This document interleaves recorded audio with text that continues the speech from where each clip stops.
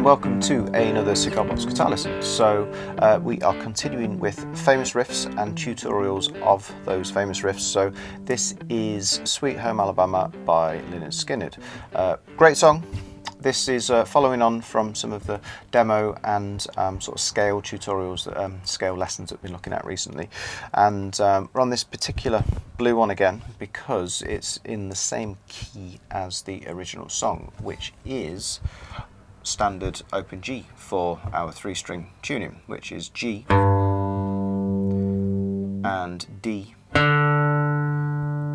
and G. So we're going to be learning all of the complete riffs and sections to this song, but I'm not actually going to be looking at the full structure. So if you are interested to eventually play the song in full from start to finish, there is a completely free song chart PDF download available from the website, so you can follow that link, or there's the text below, and that'll allow you, to play exactly along with the original recording, which is great fun because we are in the key of G, which is the same as the original. But let's get straight on with learning the song. Okay, so this song was included in the Major Pentatonic demo videos. So here is a quick major pentatonic scale in the open position. So we've got open, we've got fret 2, we've got fret 4 on the bass string, we've got open D middle string, we've got fret 2 and we've got fret 5. Pentatonic 5-note scale.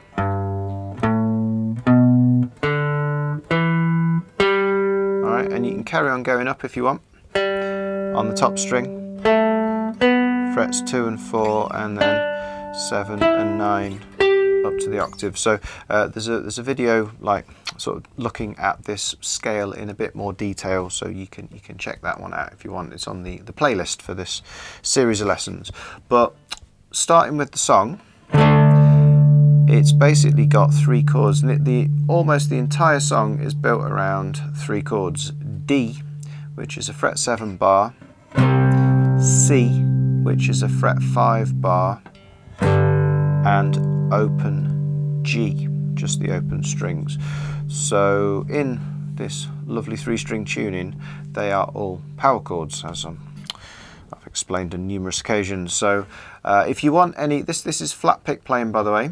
So so if you want any basic tips on flat pick playing and barring, you can check out some early videos. Sunshine You Love by Cream, and there's also 20th Century Boy by T-Rex. So both of those are quite useful for sort of like beginner level.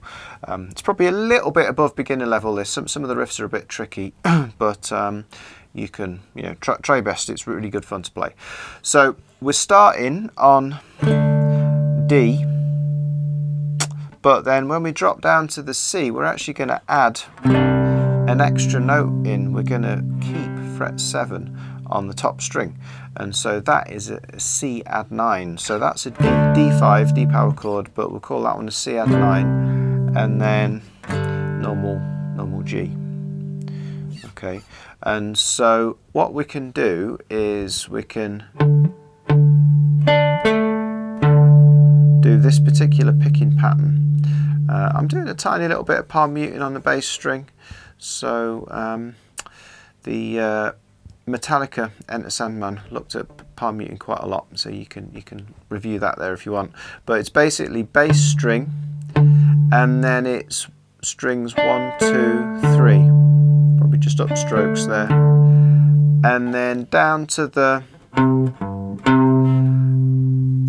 C. So I'm just sort of bouncing off that onto the open G, and then I'll add this note back in on fret 7, and it's the same picking through. So we've got D, and then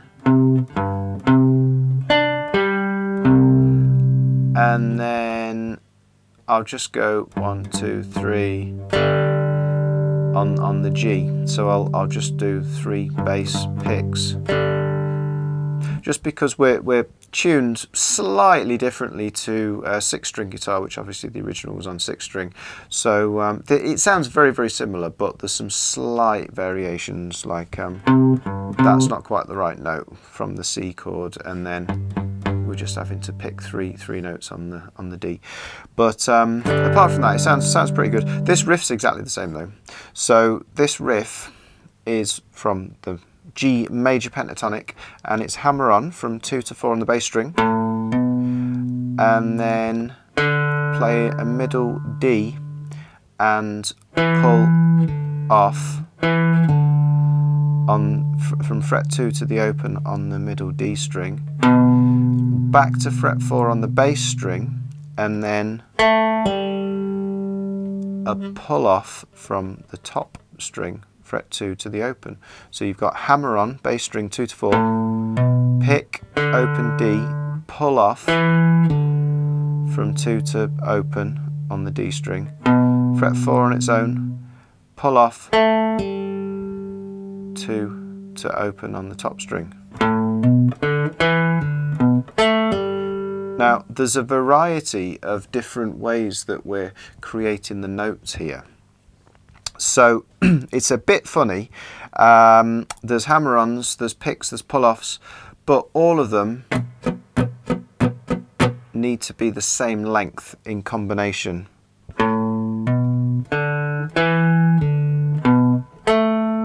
So what you need to do is you need to kind of get used to delaying, like timing the movements here, so it corresponds with the picks here. So regardless of what speed you play at,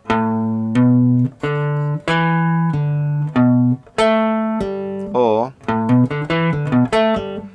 all of those are the same length at that speed or the same length at that speed. So here is the first cycle round. So this chord sequence, D, C, G, is basically, it's half a bar, 2 beats. So it's 4 beats in a bar, half a bar, 2 beats on D, 2 beats on C, and it's 4 beats on the G. But because we're on the G for twice as long, we've got space to add these little riffs in at the end of the cycle before we repeat and come back here again. So we've got 1 and pick all the way through, pick all the way through, then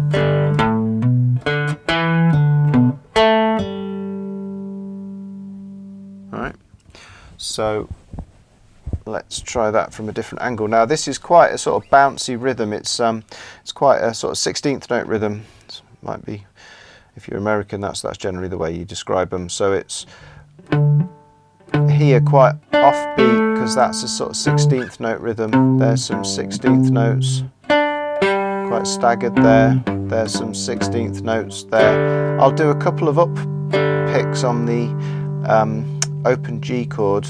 So the second one is just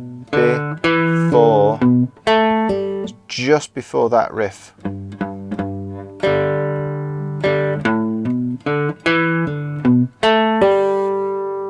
Okay, now because this is it's a bit of a tricky song, I'm assuming you know how to play hammer-ons and pull-offs. If not, I would be tempted to maybe visit Wish You Were Here First, because that has got a couple of hammer-ons in it, and it's definitely easier. It's much more sort of beginner level. Great song, this one, but you might want to try the Pink Floyd one out first before you tackle this, because it's a bit fingery, it's a bit fiddly basically. That's the first time round the cycle for the intro. Second time round, chords exactly the same.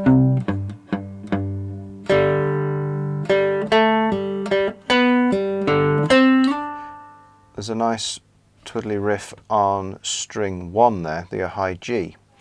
So that bit's exactly the same on the G, but then we pull off from 2 to open, re-pick that open string, pull off from 4 to open, and then pick the D string, and then on the original it's a bend here.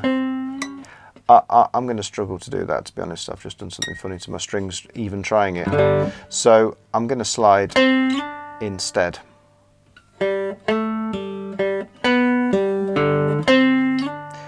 Now, as with the first riff, all of those notes, various pull-offs and slides and picks, have to be the same length. So here's the full bar of G.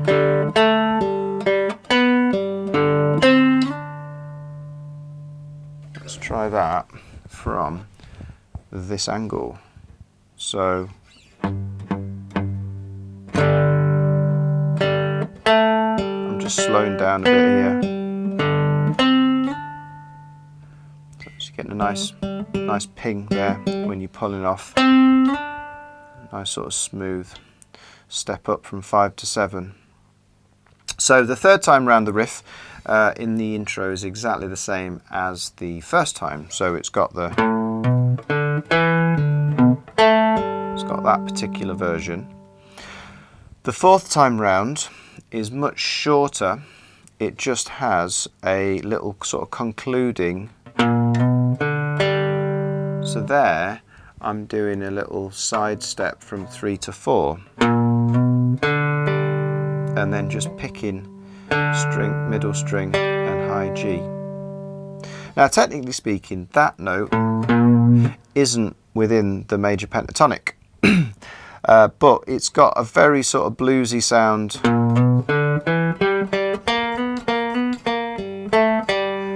You know, so people, again, artistic license, I've talked about this with loads of songs, you know, people don't just exclusively stick to one scale, but you could say a song is predominantly using one particular scale, which this one is. So right at the end, the fourth time round,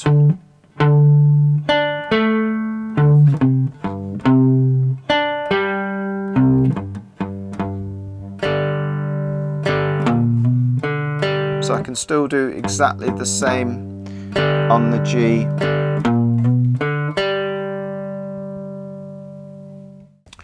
Let's just have a look at all of that intro from this angle.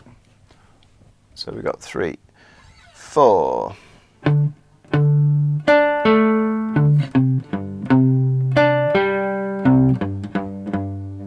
Riff 1.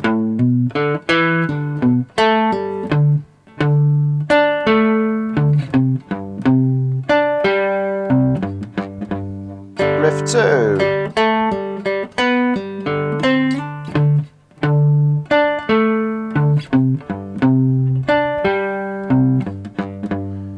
Riff 1.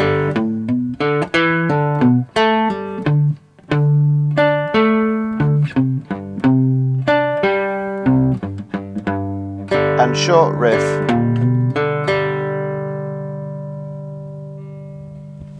Now, I would definitely practice that before going any further, because that particular riff that is quite busy. It actually simplifies when it gets to the verse, you know, because the vocals take over, so it just makes it a bit easier. And so once you practice that, the verse, same chords. We don't even need to do the faster notes at the beginning.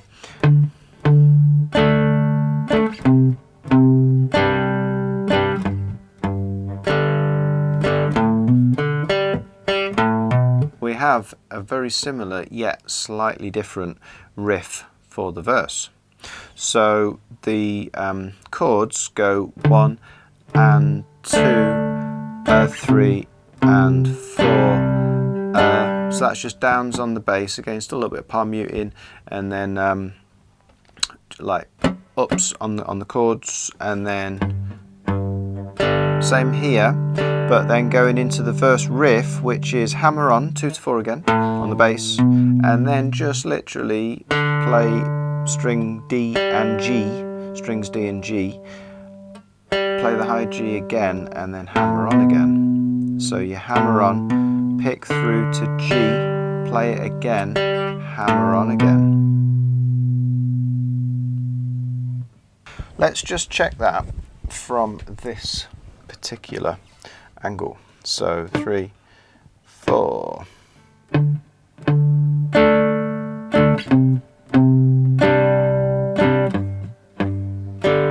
First riff.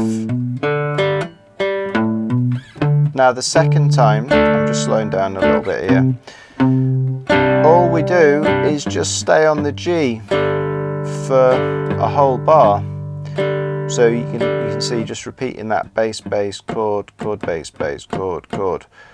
The third time round, the verse is the same as the first one, so it has the, at the end, the verse riff at the end, and then the fourth time round is the same as the second one, so it's D to C add 9, and then just 2 Gs.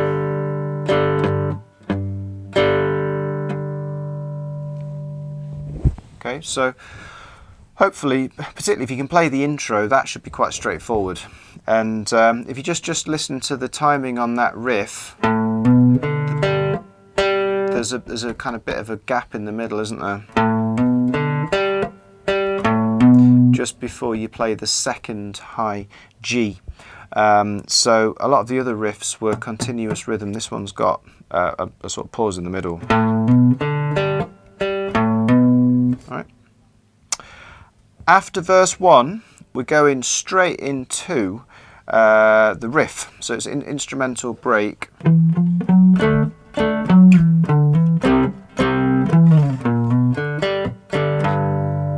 Something like that. So sounds different, yet it is still the same chords. It's just a slightly different way of playing over the chords. Now with 3 strings, the best way to get the correct sound is to go for the bass string and go frets 9, 10, 11. Now personally, because it is relatively quick when you play it up to speed, so I'm trying to use fingers 2, 3, 4 and save my first finger for the bar.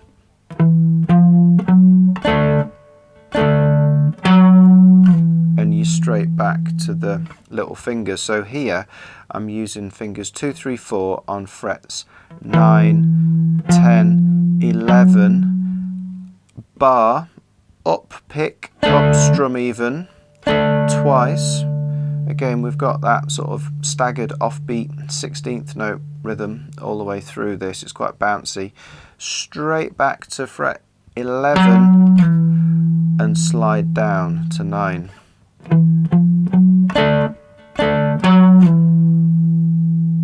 So that's the D chord done with.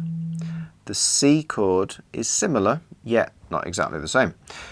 We don't do 3 notes into the C chord, we do 2 notes into the C chord, so we hammer on from 7 to 9, still on the bass string, and I'm still using fingers 2 and 4 because I'm still saving that one for, still saving it for that C there.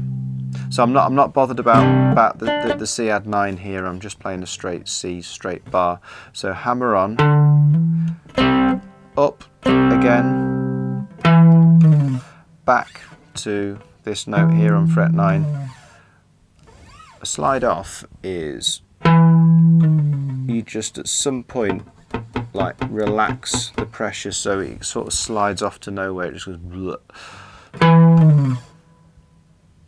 So I'll do all that again from the D. 9 to 11, 10, 11, up, slide down, 11 to 9, hammer on, 7 to 9, up again, slide off. And just to finish off, we're going to play all of this twice. And you can just do the same thing twice, it's fine. So you could end, or rather you could use the ending from the intro if you wanted. You could go, so that slide from 3 to 4 and pick the 2 open strings. It's got that skip rhythm again. So you could do that. And we will do that, but you could even hammer on. So that's a nice slide, and it's almost exactly the same, but you could almost hammer on from 2 to 4 as well. So it's the same rhythm, it's just one different note. So slide 3 to 4, open strings, finish on open D, hammer on from 2 to 4, finish on the open. So if I put all of that together, I'm going to go for this hammer on first, the slide second. Here is the instrumental riff break after verse 1.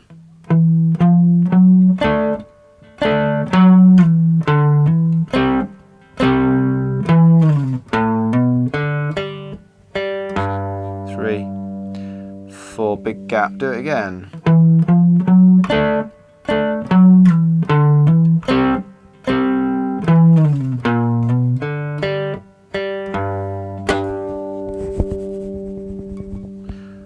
So I think whoever played it in the band, I think he was using a Stratocaster, which has got a whammy bar, and he played like a little harmonic thing right at the end. You can put it in.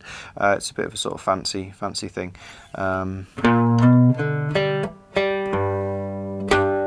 That's a question of finding fret 12 and going directly over the fret.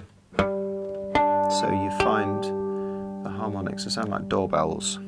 If you pluck close to the bridge, you get, it's easier to get that sound. So if you want to put that in, you can go, and you sometimes get a weird sort of Doppler effect if you just move it around a little bit. But let's try all of that lead break one more time from this angle. So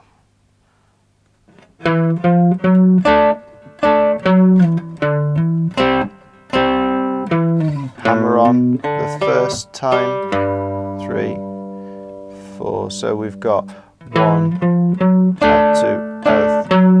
3, 4, and 1.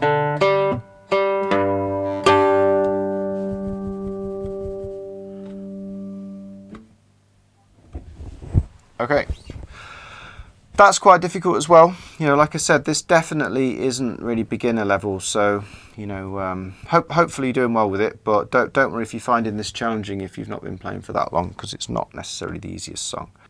Okay, so verse 2 is very, very similar to verse 1.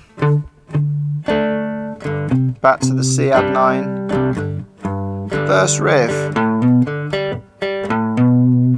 Okay.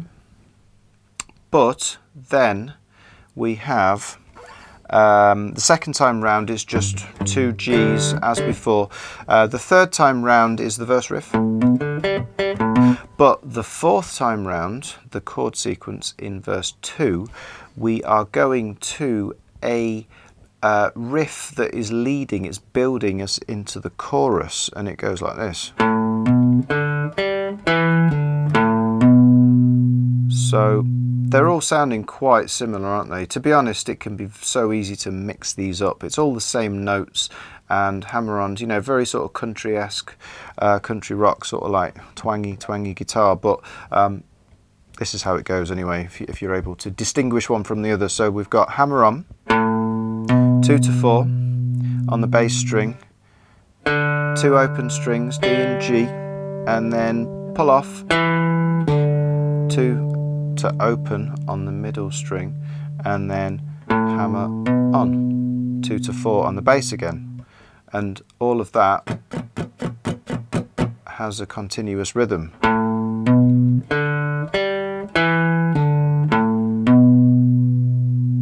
Alright, so that final time round verse 2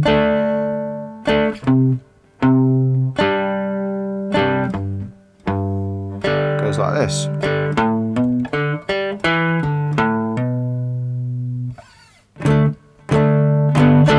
Straight into the chorus at that point. Okay, so very, very quickly I'm going to play all of verse 2. 3, 4.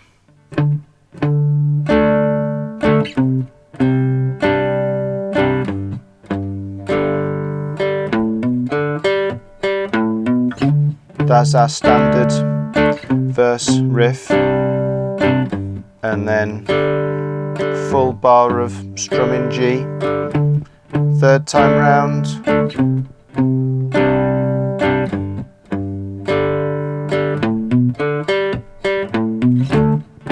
and the last time we're going to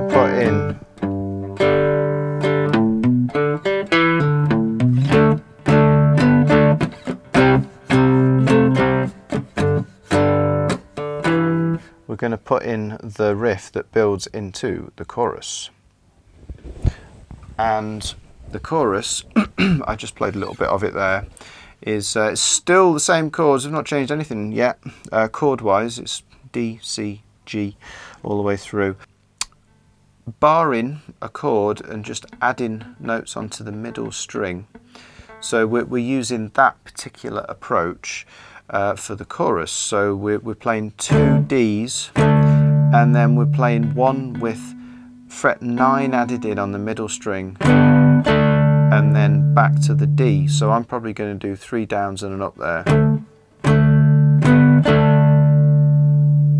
And then I can do a little flick moving on to the next one, or I can just keep it at that. Bit of a gap, but it's fine. Same rhythm, exactly the same on the C. So that's going on to fret 7, isn't it? On the middle string. I'm using my 3rd finger. You've just got to try and make sure you're curling round. That's flat, that's curled. And then when you go down to the G, it's basically 1 and 2, E and. Strumming wise, it might make more sense if you think you've got down, down, miss, up, down. And we actually finish on that one, so it just reverses at the end of the G. Rhythm's slightly different and the sequence is slightly different, because here we've got on the 3rd strum, add that note in, same here, 3rd strum, but here put it in on the 4th one, so it's down, down, miss, up, down. There is yet another riff.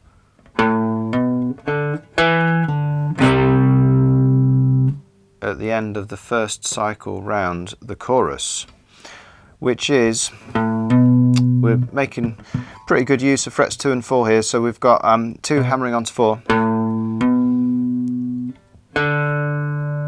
Don't go on to string 1 this time, go to fret 2 and pull off, and then drop back onto a C chord. So that would sound like this. I'll start from the beginning of the cycle. There's the C.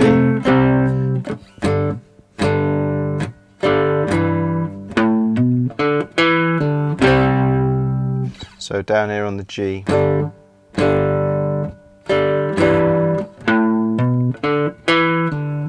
Once you start it, that's continuous rhythm.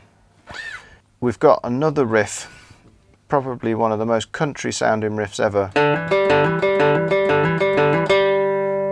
Okay, now that's quite a long one. I'll put it into context in a minute. But it's basically a repeated 3-note phrase. So hammering on from open D to fret 2, and then I'm hitting the open G. And again, even though there's 3 notes, they want to be the same length all the way through. So to keep it smooth, I'm going with me picking. I'm going down, up, down, up, down, up, down, up. Now, this is still a 16th note rhythm, and 3 into 16 kind of doesn't go. It ends up being a cross rhythm. we can fit 5 of those in, and then an extra longer one at the end, basically. So 1, 2, 3, 4, 5.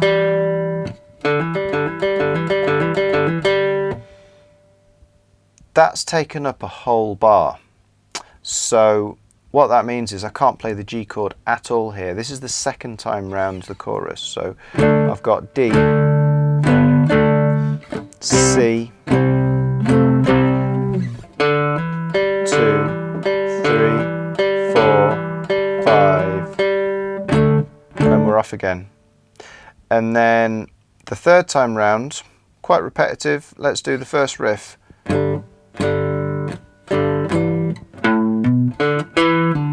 So that's the same as the first time round. And then the last time round, we're not going to play a riff at all, we're going to play 2 chords. We are finally adding a new chord. So this is an F.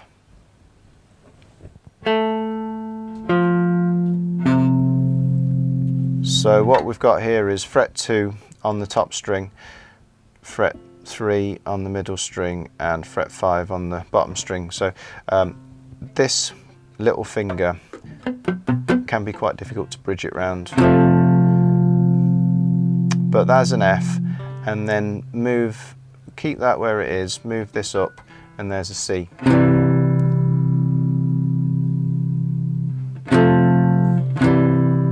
And that's just a straight strum at the end.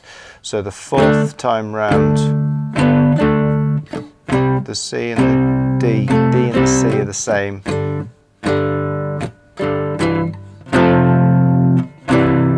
The rhythm's even the same on the G, so it's 1 and 3, 4. So it's just a nice way of concluding it. If they're difficult to play, you could like play fret 10 and fret 5. Doesn't sound as good though, but that is an F right up on fret 10. That's a C on fret 5. But try and persevere with those. So here is all of the chorus. 3, 4.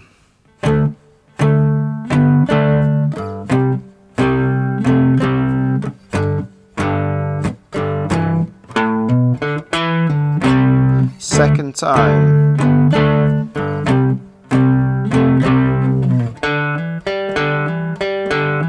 4, 5, and start again. Third time, same as the first one.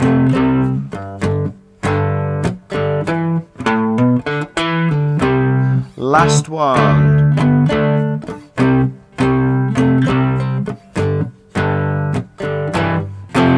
F, C. All right. Now that is largely the whole song. We've pretty much covered everything. We're not doing the solo. We're going to struggle to do Lynyrd Skynyrd solos on 3 strings, to be honest. But if you're playing along with the solo, then you're just going to be... You can either play the verse, or you can even make it a bit more lively, play like the chorus.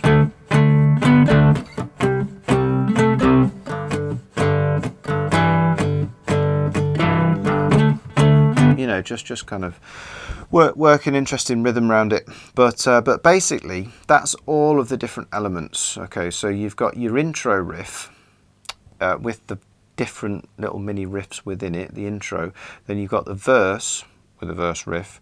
You've got the instrumental riff break, which actually comes back in after the main solo. And you've got then going into verse 2, which then has a kind of build riff going into the chorus. And then the chorus itself has 2 different riffs plus F to C at the end. And then after chorus 1, we've got verse 2, and then we're into chorus 2.